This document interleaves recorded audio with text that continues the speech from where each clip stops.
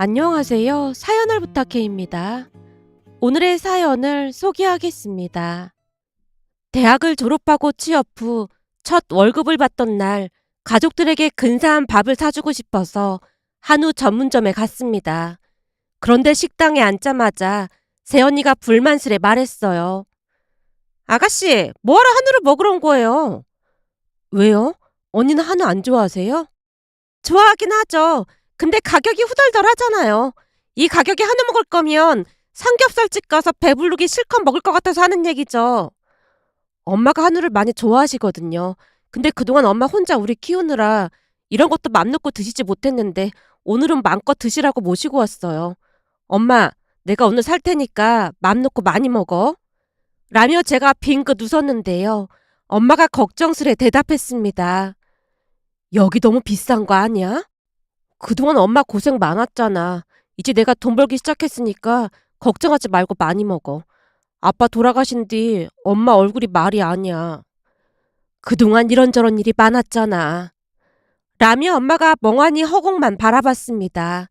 사실 엄마는 부잣집 사모님 소리를 들으며 남부러울 것 없이 살았지만 아빠 사업이 잘못되고 아빠까지 돌아가시고 난 뒤 참 힘든 삶을 살았습니다. 물론 우리 남매도 고생을 한 건 말할 것도 없었고요. 대학도 정말 간신히 졸업을 했는데요. 휴학을 하면서 어렵게 졸업을 했거든요. 하지만 고등학교 때 제가 대학에 간다고 하자 오빠가 도끼 눈을 뜨고 노려보며 말했습니다. 우리 형편 뻔히 알면서 대학은 무슨 대학이야. 오빠인 나도 대학 안 갔는데 네가 대학에 가는 게 말이 돼? 오빠는 공부를 안 해서 못 간 거고 나는 장학금도 받을 수 있으니까 걱정하지 마. 집안 형편이 이렇게 어려운데 넌 네 욕심만 채우냐? 이럴 때일수록 돈을 벌어서 집안 살림에 보탬이 되어야 할 거 아니야. 라며 오빠가 입에 거품을 물고 이야기를 했는데요. 순간 어이가 없어서 헛웃음이 새어나오고 말았습니다.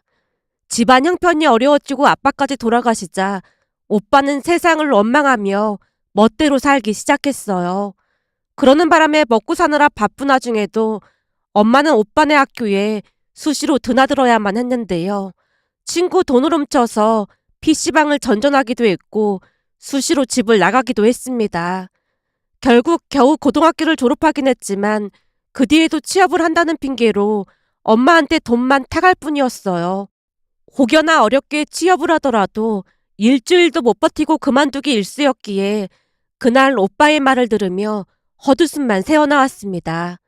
오빠의 말을 직역해보자면 대학을 가지 말고 오빠를 먹여 살리라는 말과 다름이 없었으니까요. 결국 저는 대학을 가기로 했고 장학금도 받으면서 정말 열심히 살았습니다. 물론 그러는 동안 엄마가 고생을 한 건 말할 것도 없었지만 대학을 다니면서 저도 내내 아르바이트를 하며 엄마를 도왔어요. 하지만 오빠는 세상만 원망한 채 예전에 잘 살았을 때의 생각만 하면서 우리를 힘들게 했습니다. 그러던 어느 날은 웬일로 오빠가 작은 회사에 취업을 했다는 말에 엄마에게 조용히 물었어요. 이번에는 또 며칠 만에 그만둘까? 글쎄 말이다. 대체 누굴 닮아서 저러는 건지 모르겠다. 내 말이 그 말이야. 아빠는 엄청 부지런한 분이셨는데 오빠는 대체 누굴 닮은 건지 나도 이해가 안 된다니까. 너야 야무져서 걱정할 게 없는데 네 오빠 때문에 걱정이 이만저만이 아니야. 라며 엄마가 한숨을 내쉬며 넋두리 같은 혼잣말을 했습니다. 그런데 우리의 걱정과는 다르게 오빠가 2주 넘게 회사를 다니자 엄마가 더욱 걱정스런 표정으로 물었어요. 내가 몇 번을 생각해봤는데 뭔가 이상한 것 같아. 이상하다니? 뭐가 이상해? 네 오빠 말이야. 지금 2주 넘게 회사를 다니고 있잖아. 그러니 이상한 일 아니겠어? 하긴 오빠가 2주 넘게 회사를 다닌 게 처음이긴 하네. 그럼 좋아해야지 왜 걱정을 하고 있어. 내가 안 그렇게 생겼어. 끈기라고는 손톱만큼도 없는 네 오빠가 2주를 넘겼다는 건 그 회사가 조금 이상한 회사라는 반증 아니겠어? 이상한 회사라니? 엄마 뭐 아는 거 있어? 몰라. 그냥 작은 공장이 딸린 회사라고 하던데 아무래도 뭔가 수상쩍어. 혹시 뭔 이상한 짓을 하고 다니는 거 아닌지 모르겠다. 엄마가 걱정 가득한 표정으로 한숨을 내쉬는 모습에 저도 덩달아 걱정이 될 수밖에 없었는데요. 우리의 예상과는 달리 그 뒤 오빠는 한 달을 넘기고 두 달, 그리고 세 달이 지나도록 열심히 회사를 다녔습니다. 그렇게 얼마나 지났을까요? 엄마와 제가 조금씩 안심을 하고 있던 어느 날 오빠가 뜻밖의 이야기를 꺼냈어요. 엄마, 나 사실 결혼할 사람 생겼어. 뭐? 결혼할 사람이라니? 회사에서 만난 사람인데 나랑 참 잘 맞아. 오빠랑 잘 맞는다고? 제가 기가 막힌 표정으로 오빠를 바라봤는데요. 우리 오빠의 어떤 부분이 마음에 들었다는 것인지 도무지 이해가 되지 않았거든요. 저뿐만 아니라 엄마도 넋을 놓은 채 바라보자 오빠가 다시 말을 이어갔습니다. 사실 소윤이네 부모님도 사업하시다가 그게 잘못되는 바람에 두 분 다 돌아가셨다고 하더라고. 나랑 완전 똑같은 상황이잖아? 그럼 혼자 살고 있다는 거야? 혼자 살고 있는 건 아니고 큰 집에서 살고 있다는데 큰 집 사람들이 엄청 눈치를 주고 그러나 보더라고. 그래서 내가 얼른 데리고 와야 할 것 같아. 라는 오빠 말에 엄마가 울상이 되어 물었습니다. 무슨 결혼을 그런 식으로 해? 데리고 오다니. 난 소연이가 힘들어하는 거 절대 못 보겠어. 그러니까 나 빨리 결혼할 거야. 네가 모아놓은 돈이 있는 것도 아니고 집이랑은 어떻게 할 참인데. 그거야 엄마가 좀 도와줘야지. 엄마가 돈이 어딨다고 도와줘. 엄마도 가진 돈이라고 해봐야 이 집 전세가 전부인데. 그러니까 조금 더 돈 벌고 결혼할 생각해. 엄마가 금방이라도 울 듯한 얼굴로 오빠를 말렸지만 오빠는 귓등으로도 듣지 않았습니다. 곧 오빠가 이를 악물고 얼굴을 무섭게 구기며 말했거든요. 난 무조건 결혼할 거니까 그런 줄 알아. 그러니까 이 집 전세 빼서 나한테 반 줄 생각해. 난 소윤이 만나러 가야 하니까 그만 나가볼게. 우리에게 통보 아닌 통보를 하는 오빠의 표정이 한층 밝아 보였고 오빠의 발걸음도 거분거분 한결 가벼워짐이 느껴졌다고 해야 할까요? 하지만 오빠의 뒷모습을 바라보던 엄마가 곱지 않은 시선을 보내며 제게 말했습니다. 한 몇 달 조용하길래 정신 차린 줄 알고 편히 지냈더니 역시나 편한 게 없었어. 이 집 보증금이 얼마나 된다고 돈을 달라는 건지 진짜 답답하다 답답해. 엄마, 근데 이 집 반전세잖아. 그렇지, 반전세지.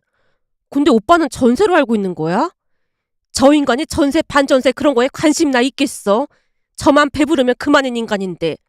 라며 엄마가 아들이라는 호칭 대신 저 인간이라는 호칭을 사용하며 최대한 분노를 표출하고 있었습니다. 엄마가 어찌나 분노하고 있던지 제가 조용히 입을 뗐어요. 엄마, 그래도 요즘 회사 잘 다니는 거 보니 여자친구가 괜찮은 사람일 수도 있잖아. 넌 지금껏 저 인간을 겪어보고도 그런 말이 나와? 저 인간이 만나는 인간이면 똑같은 인간인 게 분명할 거야. 끼리끼리라는 말이 괜히 있는 게 아니거든. 그래도 결혼한다고 저러면 답이 없을 것 같은데 방법이 없네. 만약 엄마가 결혼 말리면 그 성격이 아주 난리가 날걸? 그러게 말이다. 내가 어쩌다 저런 인간을 낳아서 이 고생인지 모르겠다. 무엇보다도 너한테 정말 미안하다. 아니야, 난 오히려 잘 됐다는 생각도 들어. 보증금 빼서 달라는 건데 잘 되긴 뭐가 잘 돼. 그래도 좋아하는 사람이 생겨서 정신 차리고 회사 다니고 있잖아. 그럼 진짜 좋아한다는 건데 결혼하고 나면 정신 차리고 살지 않을까? 그냥 있는 돈 반 주고 우리는 작은 원룸 같은 데 들어갈까? 그럼 네가 너무 힘들지 않겠어? 아니지. 엄마랑 둘이 사는데 힘들 게 뭐가 있겠어. 엄마도 알다시피 오빠가 말린다고 해서 말을 들을 사람도 아니잖아. 그러니까 그냥 해달라는 대로 해주고 조금 있으면 나 대학 졸업하니까 취업해서 모은 돈으로 큰 집으로 이사 가자. 라며 엄마를 설득했습니다. 그때 당시 엄마를 설득할 수밖에 없었던 이유가 있었는데요. 오빠라는 사람은 목표를 달성할 때까지 엄마를 괴롭히고 또 괴롭힐 게 분명했으니까요. 그 뒤 오빠와 새언니는 가족들만 초대해서 작은 결혼식을 했습니다. 그러면서 엄마가 사는 집 보증금의 반을 두 사람에게 줬고 두 사람은 그 돈으로 월세를 구해서 살았어요. 그나마 다행이었던 것은 결혼하고 나서는 오빠가 더 이상 사고를 치지 않았는데요. 새언니 말은 잘 듣는 모양으로 적금까지 들면서 열심히 살았습니다. 덕분에 엄마도 한시름 놓았고 우리는 두 사람에게 먼저 연락한 적이 단 한 번도 없었는데요. 두 사람은 명절 때나 아빠 제사 때도 찾아온 적이 단 한 번도 없었습니다. 다만 엄마 생신 때 외식을 하면 와서 밥만 먹고 갔습니다. 물론 음식값은 대학생인 제가 계산을 했고 두 사람은 엄마한테 생신 선물도 드리지 않은 채 진짜 밥만 먹고 돌아갔습니다. 하지만 우리는 그런 두 사람에게 서운한 것도 없었고 부디 우리만 귀찮게 하지 않기를 간절히 바랐습니다. 그날도 역시나 엄마 생신으로 다 같이 외식을 했는데요. 엄마가 한우를 좋아했음에도 집안 형편 때문에 마음껏 드시지 못했기에 제가 큰맘 먹고 한우집으로 모시고 갔습니다. 하지만 새언니가 불만 가득한 표정으로 투덜댔고 저도 모르게 미간이 잔뜩 찌푸려졌지만 좋은 날이었기에 내색하지 않으려 노력하고 있었어요. 그렇게 한동안 새언니가 투덜댔지만 저는 한우를 구워서 엄마에게 드리기 바빴고 새언니와 오빠는 자기들 배 채우느라 여념이 없어 보였습니다. 그러던 중 제가 조용히 말을 꺼냈어요. 엄마, 첫 월급 탔고 하니까 엄마랑 내 보험 하나씩 들까 해. 보험? 아직 건강한데 보험은 뭐하러 들어? 그때 아빠 사업 잘못되고 난 뒤 보험 다 예약했었는데 얼마 뒤 아빠가 이런저런 수술을 받아야 해서 얼마나 고생했어. 그때 내가 뼈저리게 느낀 게 있는데 말이야. 혹시 모르니까 보험은 하나씩 들어놔야겠더라고. 라며 제가 보험 이야기를 꺼냈는데요. 사실 아빠가 돌아가시기 전 병원에서 치료를 받아야 했지만 돈도 없는 와중에 보험까지 없으니 병원비 때문에 눈앞이 깜깜했거든요. 거기다 병원에 입원한 뒤 아빠가 돌아가셨는데 장례식 비용도 만만치 않다는 것을 알게 됐기에 나중에 취업을 하게 되면 상조 관련 보험과 괜찮은 보험 하나는 무조건 들어야겠다는 생각을 하며 지냈어요. 그랬기에 그날 엄마한테 상조 이야기는 꺼내지 않았고 의료 관련 보험 이야기만 꺼냈는데요. 제 이야기를 듣고 있던 새언니가 비웃으며 말했어요. 아가씨, 보험 그거 다 사기예요. 제가 아는 사람도 보험 들었었는데 이런저런 핑계대고 못 준다고 했다잖아요. 그런 걸 뭐하러 들려고 그래요?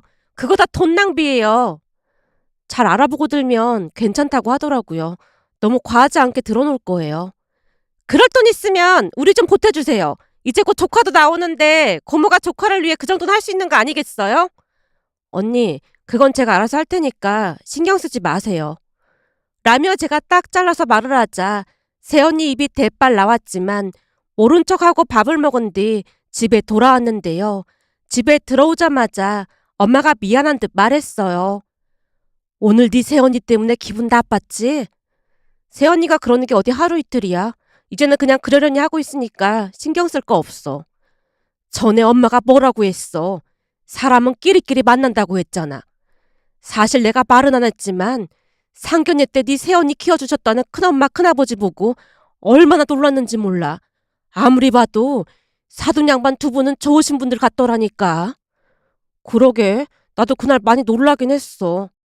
친자식도 그렇게 키우기 힘든데 키워준 사돈 양반 두 분한테 뭐가 그리도 불만이 많은 것인지 못돼 처먹었다는 생각까지 들었잖니. 그러게 말이야. 나도 그런 생각이 들긴 하더라고. 근데 새언니는 그냥 매사 불만이 많은 사람 같더라고. 그러니까 엄마도 새언니 말 너무 마음에 담아두지 마.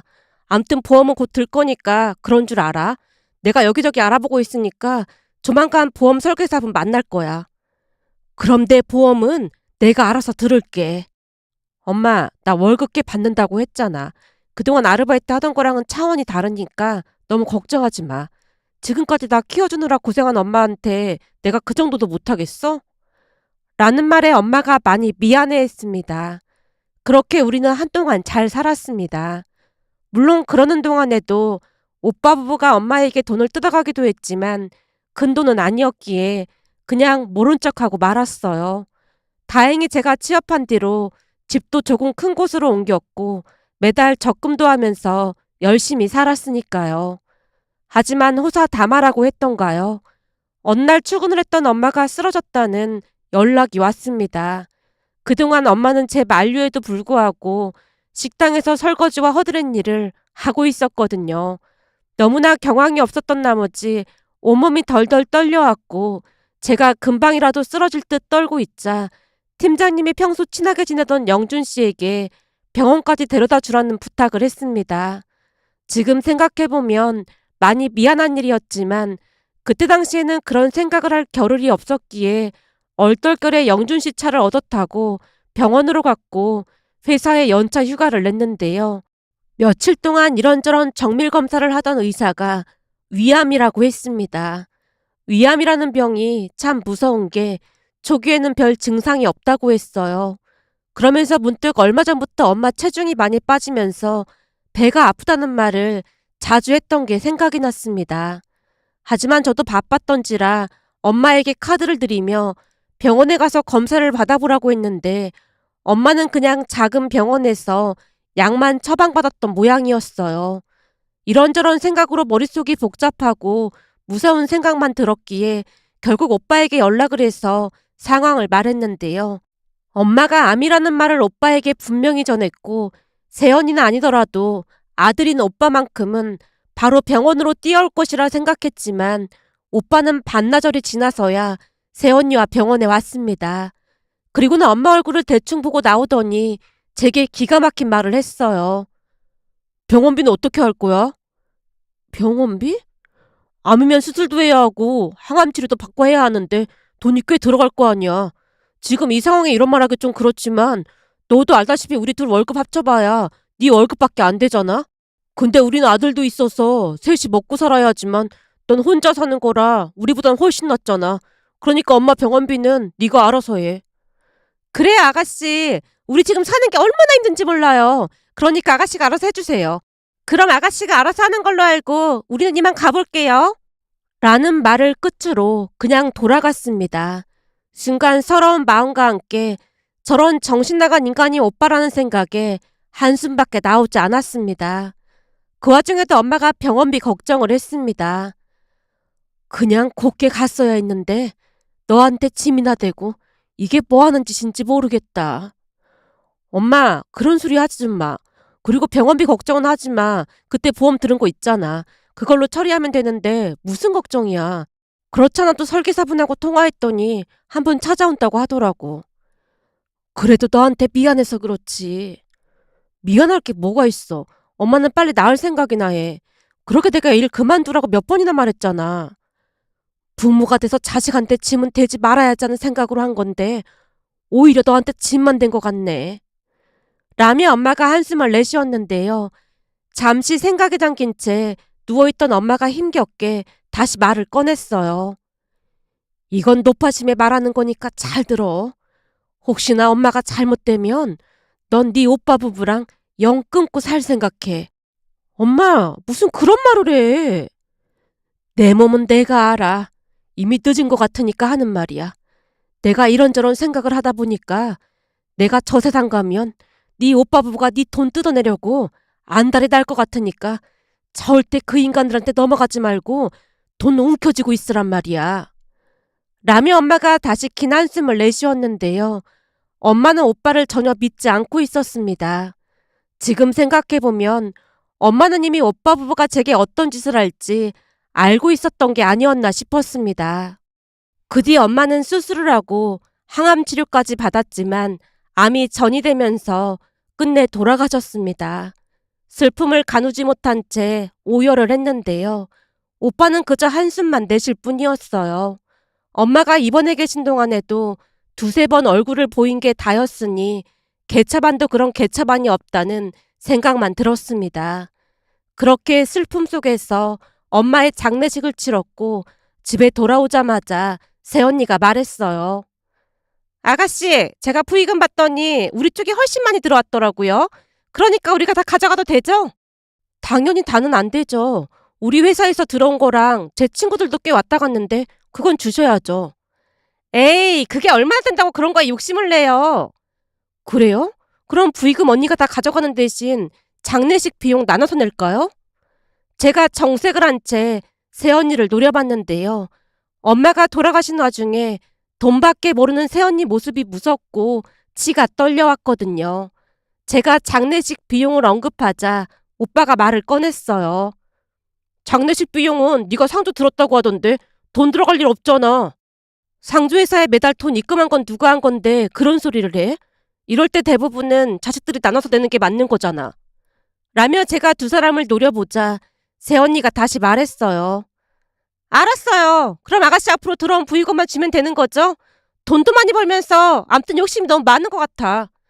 라며 새언니와 오빠가 부익금을 던지듯 주고는 가버렸습니다. 순간 서러운 마음이 들어 혼자 얼마나 울었는지 모르겠습니다. 그런 와중에 회사 동료 영준 씨가 죽을 사서 가져다 주면서 많은 위로를 해줬는데요. 가족인 오빠도 나몰라라 하는 와중에 챙겨주는 영준 씨에게 고마운 마음이 들었습니다. 그런데 그 이후 믿을 수 없는 일이 일어났는데요. 어느 날 또다시 오빠 부부가 찾아와서 제게 말을 했거든요. 이 집도 엄마 명의로 되어 있으니까 우리랑 나눠야 하는 게 맞는 거잖아? 오빠, 지금 그걸 말이라고 하는 거야? 내가 번 돈으로 넓혀서 온 건데 오빠가 그런 말 할 자격이나 있기나 해? 그리고 이사 오면서 내 명의로 했으니까 신경 꺼줘. 그럼 그 전에 엄마 돈도 2천만 원 정도 있었잖아. 그거라도 달라는 말이잖아. 그 2천만 원이라도 줘. 진짜 기가 막혀서 말이 안 나오네. 그럼 1천만 원만 달라고 해야지. 왜 2천만 원 달라고 하는 거야? 넌 우리보다 사는 게 좀 낫잖아. 필요 없고 딱 1천만 원만 줄 테니까 그런 줄 알아. 그건 알았고 근데 엄마가 더 남긴 건 없는 거야? 엄마가 남긴 게 뭐가 있어? 라며 제가 두 사람을 노려보자 오빠가 다시 말을 꺼냈어요. 혹시라도 우리한테 뭐 숨기는 거 없어야 할 거야. 아니면 우리도 가만 안 있을 테니까. 라는 말을 남기고 두 사람이 돌아갔습니다.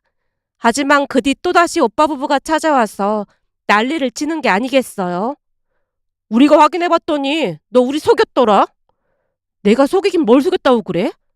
네가 우리를 속일 수 있다고 생각했나 본데 나도 자식이라서 법적으로 조회할 수 있는 권한이 있거든? 근데 엄마 앞으로 보험금이 꽤 나왔더라. 근데 모른 척을 해?